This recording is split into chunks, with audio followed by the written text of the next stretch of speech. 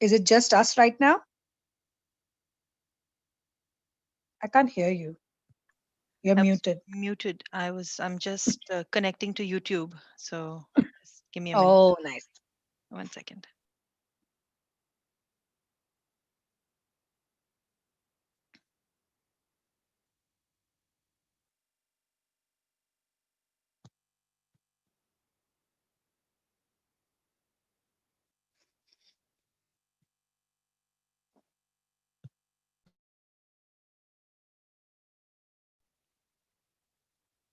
Okay. Hello. Aditi, I'm live streaming, so you might not want to show him.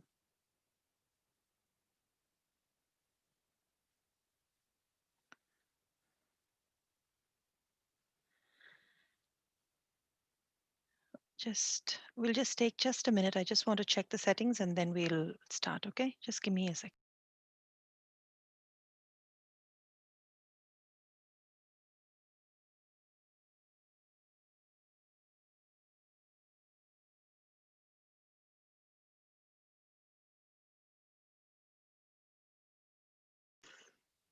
Okay.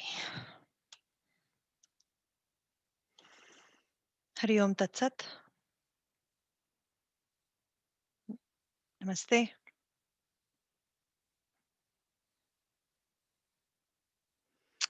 Hello. Hi, Lubina. Hello, everyone. Hello. Hello, everyone. We will. Okay. I'm having alerts popping up, but we can begin with our meditation, and then as and when we have people joining in, they can go on. Okay. Let's center ourselves and prepare ourselves for meditation.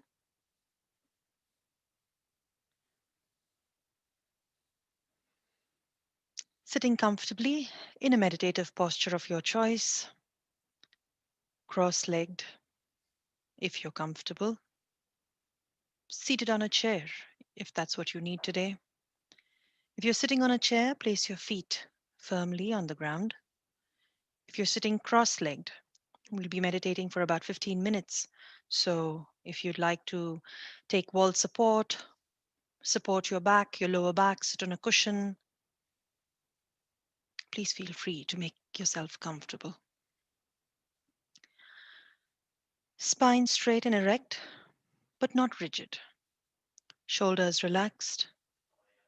Neck long, chin parallel to the floor, but then slightly dipped after that. Face soft, gentle smile in your heart. That will reflect on your face. We will begin by centering ourselves with 3 deep, long, positive inhales and positive exhales.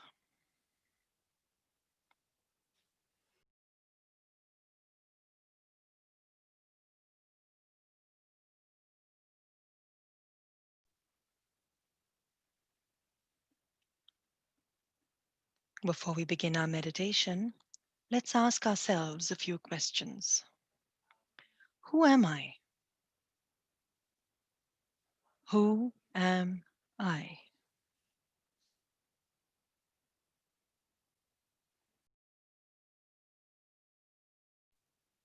What do I want? What do I really, really want? What is it that I desire? Physical, physiological, emotional, financial, spiritual. What would I like to receive?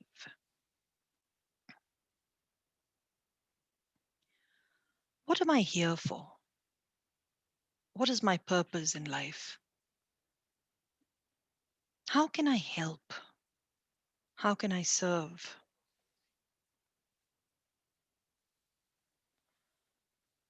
What am I grateful for? What am I thankful for?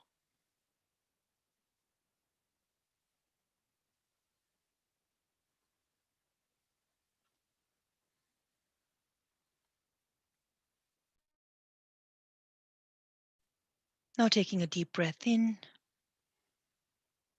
As you exhale, let go of all these questions and answers and allow the universe to work out the details for you.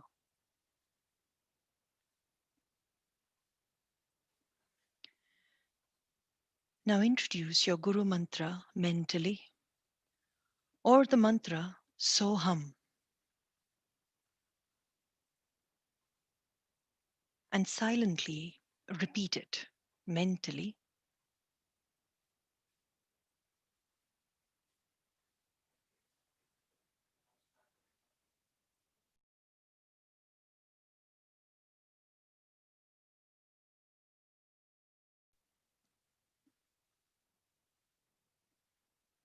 If you find yourself getting distracted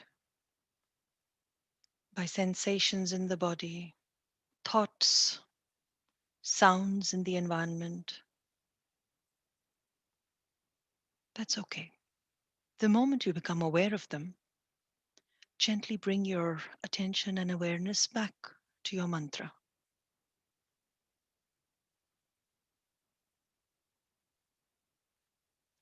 Continue meditating. I'll watch the time and let you know when to come out of your meditation.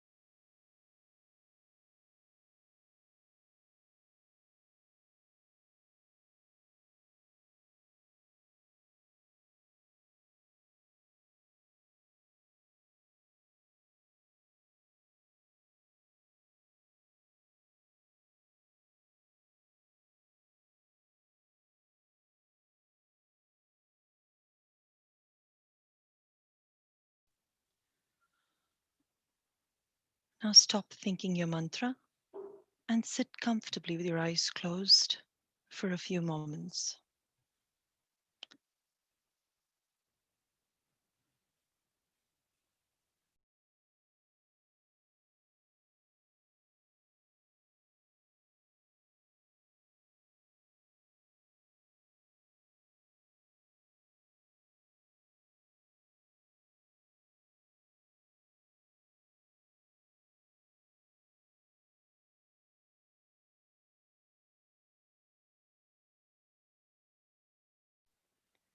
Become aware of your surroundings, the space where you're sitting to meditate. Become aware of your physical presence, your physical body, the space you take. Mentally tell yourself that you are safely meditating in your space.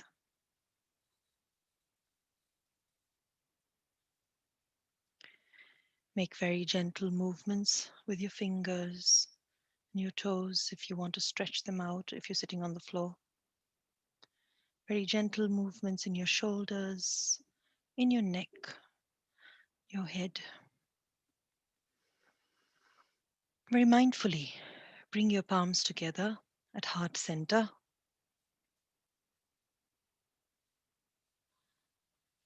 Rub your palms, and when they're nice and warm, place them on your eyes and across your face. Looking into your palms as you very slowly open your eyes with a soft smile on your face.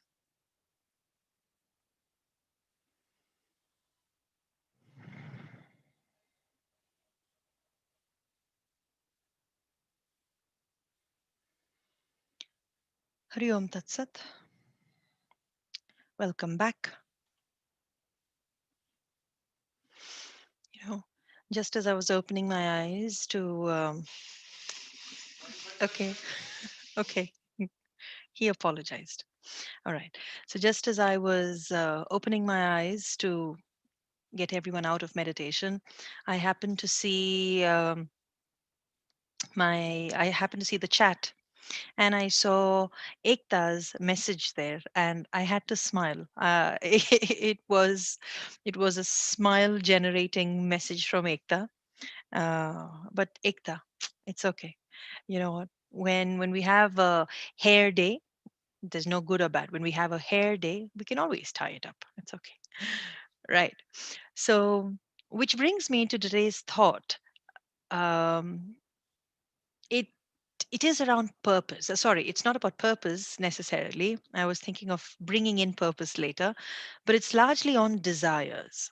So you see, in the soul questions, we always ask about what do you want? What do I want? What do I really want?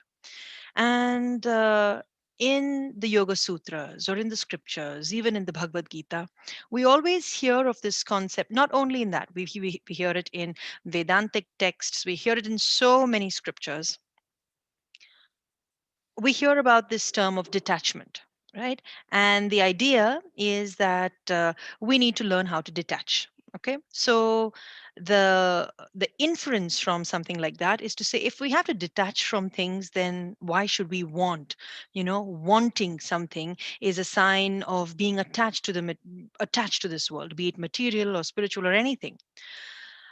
The point is that if you do not have that desire, if you do not have that desire, then that stressor for us to move towards cultivating a particular value or a particular sentiment or a particular attribute, quality in our lives will not exist. It will not happen. When we are on the spiritual path, it begins with the desire to be more spiritual.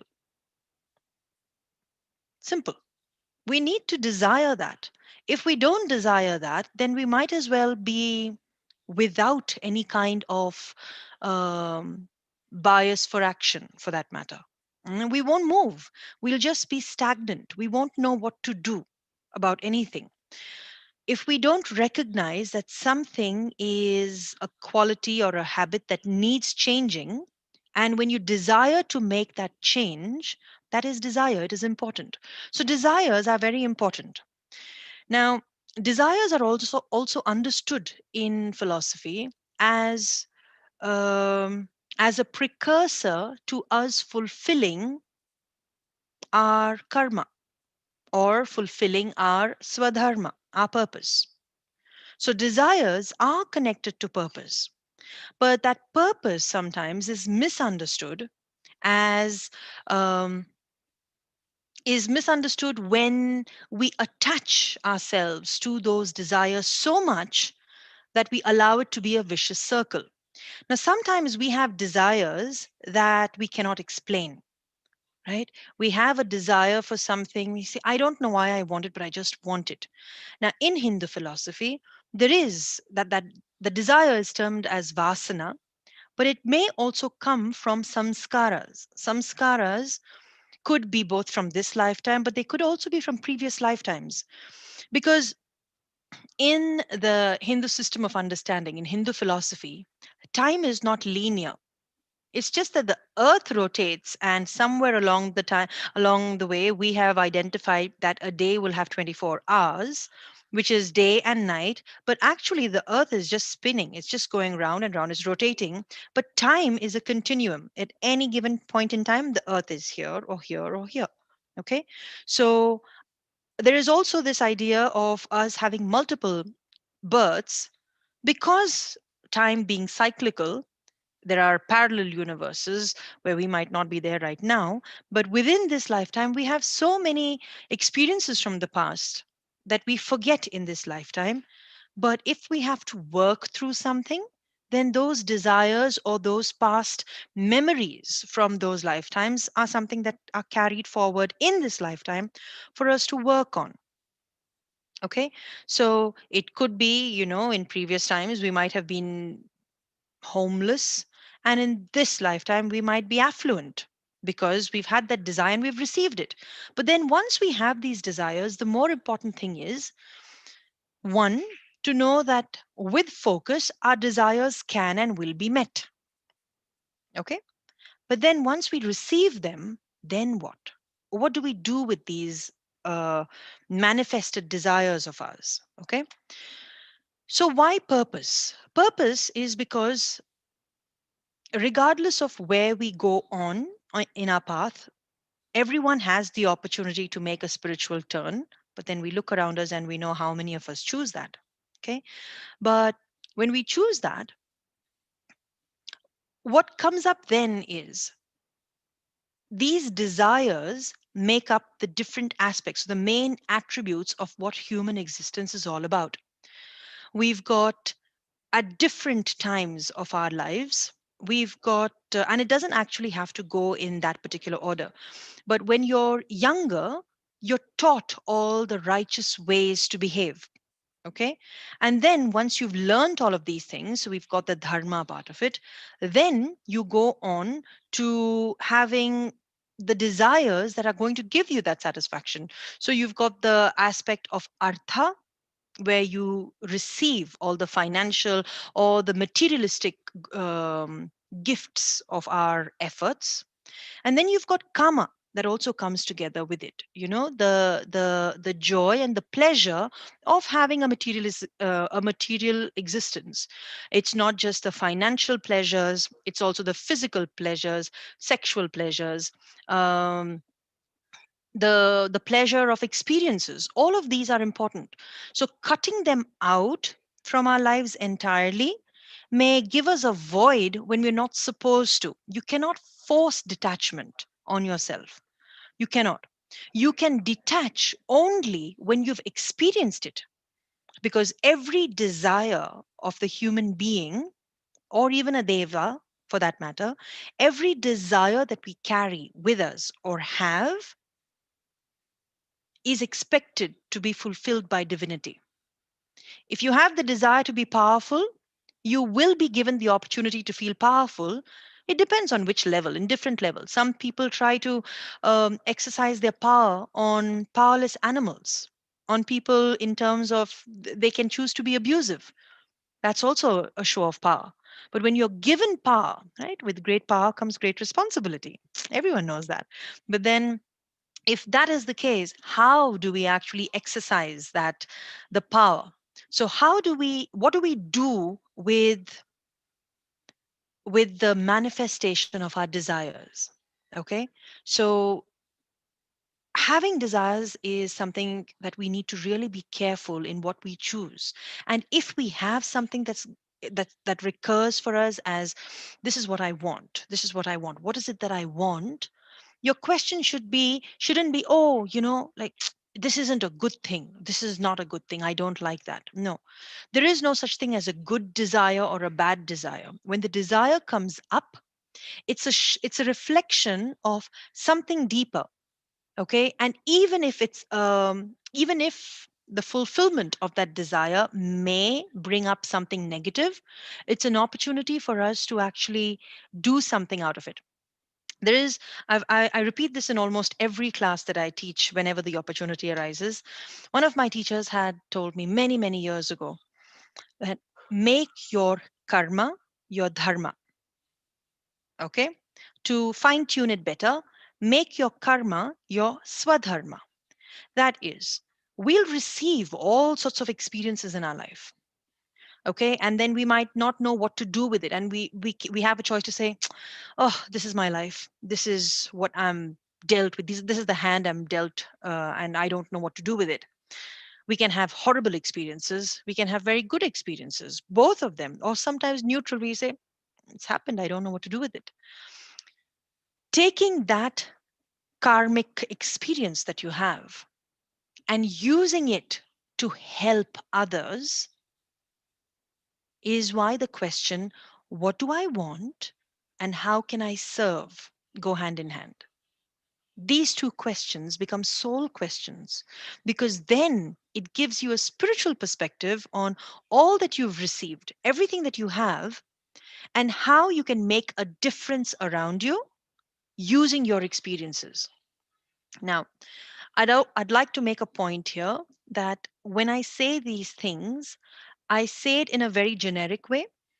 This is not a cover for those of us who need help or who are experiencing trauma. So, not every traumatic experience that we feel has to be immediately transformed to a dharmic activity saying, no, it's my karma and I have to do something about it. No, you teach when you learn. If there is existing trauma, we learn to deal with that, and then perhaps the dharma comes through. Then. So, it's not an ask. You see, many people misunderstand the purpose of a statement like that, where you say, make your karma your dharma, by forcing it upon someone, saying, hey, come on, you can turn this negative experience to a positive one and go help everyone. Not everyone is ready for that. Okay, it requires healing, it requires transformation, it requires a great deal of strength, not just courage. Courage comes after strength, and strength comes after you've healed, after you've healed from an injury. And spiritual injury is a real thing. So, desires, having the right desire, or sometimes desires can be, which we can't explain, but some desires can be consciously put forward, put together as a seed in our consciousness. And that's what we call as a sankalpa. A sankalpa is not a small New Year's resolution. It isn't. A sankalpa has to be crafted with a lot of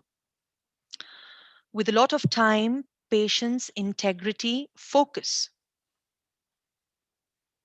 A sankalpa is the epitome of desires. There are materialistic desires. There are spiritual desires where you say, you know what, I'd like to, I'd like to be a better person, if that's the thing. A sankalpa is when you have zoned in on, I'd like to be a better person under a spiritual microscope, expanded it to the level where you can see what it is that you'd like to achieve and in your spiritual world, and then plant that seed of your sankalpa in your meditation. So the reason I always include these soul questions before the meditation is it helps you move on. It helps you progress from what did I want earlier, and then actually now what do I want? It begins the conversation. So, my invitation to all of you today is to spend time with yourselves crafting your sankalpa. We're coming to a very good time. See, there is no time for when to have a resolution or when to have a sankalpa. There isn't. I know we're coming into December and it's the end of the year and everyone wants to begin the new year with a sankalpa. No, you can plant your sankalpa in your consciousness on the, I don't know, 23rd of September or the 7th of June. I don't know, random dates. Any day. Any day is the day for planting the seed of your sankalpa. Okay. But the pursuit and the deeper aspiration of a sadhaka would be to have that sankalpa. It's not a it's not a it's not a frivolous word. It's a word that requires, it's a statement, it's a small crisp capsule of a statement of what you desire that can give you all the emotions, all the feelings. It can evoke all the sentiments of what you'd like to see happen for you. And it doesn't always have to be very cryptic and, nothing like that. It can be a very simple one. And yeah, I, I think I hadn't planned this, but I just had a thought now that I'd be happy to, help you craft that for yourselves. I'd be happy to offer something. I don't know what, so I can't even state that right now, but I'm saying it to all of you. I'm telling it to all of you that I'll have something very soon that we can sit together and work through to build a sankalpa for your own practice. And at least will give you a first it will give you a guided experience on how to craft a small sankalpa, and then you have the experience to build on it further or to craft bigger sankalpas as your spiritual path evolves. Okay, so that is my main offering for today, the need for us to develop our sankalpa on the backs of desires, because a sankalpa is that much higher but much more solid foundation of what it is that we would desire for ourselves, our deepest soul wish. What does our soul aspire towards in this lifetime? And I wish you all the best in developing that and considering that, or even if they're just fragments for now. So you can always drop me a message and let me know if you're interested in this, and I'll see how soon I can get something up for you to build on that sankalpa. Okay, right. Hari Om Tat Sat. Namaste. Any thoughts? Any questions? Very welcome. Otherwise, you're free to take your break. If any of you, I don't, most of you come in, Aditi, sometimes you do, you'd like to come. I did send a message earlier today. Tomorrow's meditation, the morning meditation, not this time, the one that I take for 7 o'clock in the morning in India, will be done half hour later, because I have a Vedic chanting class just before that I forgot to account for. And that ends at around 7:20 or 7:25. So I just want to let people know that tomorrow morning's meditation will be half hour later. That's not this current time one, the previous one. Okay. Right. Any thoughts, any questions, anything? Healing comes before. Yes. Yes, you're right. Ekta says healing comes before strength or courage. Yes. Karma is swadharma. Actually, karma is not swadharma. It is make your karma your swadharma. Okay, that one, it's to make it. That's when we choose that difference. It doesn't automatically become that. Requires conscious choice and conscious effort. And effort, the tapas, or just the focus on that, is something that we have to very consciously put in. It won't come on its own to everyone. It is an evolved thought. Okay. It's nice to see you, Tara. All right. And Dominique, I see you as well. I love that orange. It looks lovely on you. Thank you. Thank you. Okay, everyone. Thanks, Lavina. Good to see Thank you, everyone. Divya. See you. Bye.